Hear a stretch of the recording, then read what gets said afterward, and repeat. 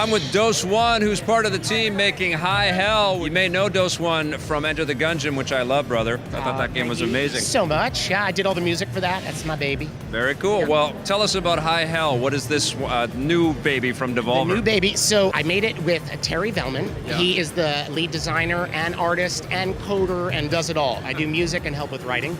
We also did Heavy Bullets. High Hell is an arcade-style FPS in which you are infiltrating a company called Pitch Corp in order to kill the boss. You have to burn the money, kill their employees, mutilate middle management, sabotage systems, all the way to destroy your boss. You have to beat the game to figure out why you might be doing such a thing. Yeah. It's Twitch-based, very fast gameplay, gets difficult, but the levels reload very quickly. So to turn that frustration into excitement. Right. And it's a beautiful, monstrous little adventure. In between every level, there is a sort of satanic sorbet of a cutscene where you just giggle and get some world. And so Terry Velman is a very famous graffiti artist and muralist from Brazil. Wow. And I was a battle rapper, still am, and we met and just it was all natural and we fused. So we're this graffiti artist and a rapper now making games. And this game really allowed us to bleed through how we think, feel, and still make a very minimalist, simple game that is all about the play loop.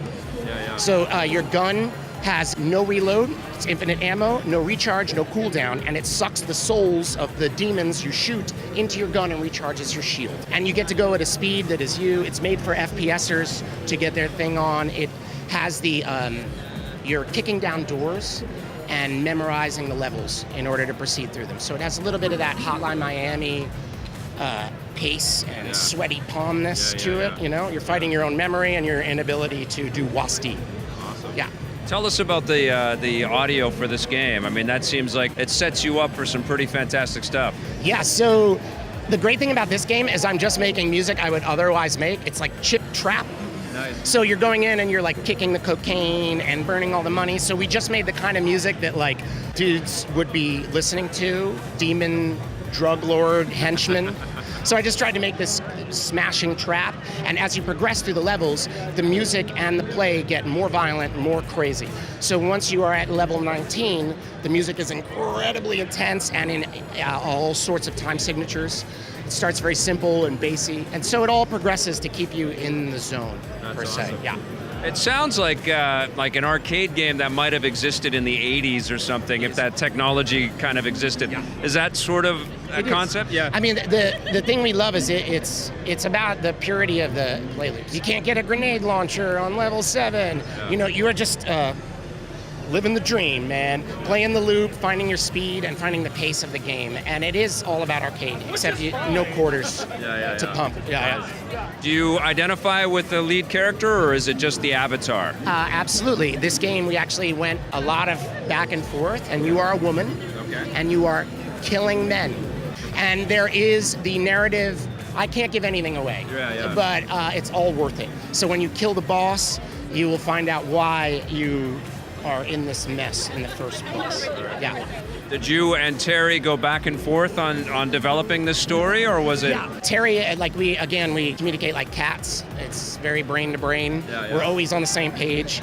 And we slowly evolved the story and let what we were creating suggest the narrative to us.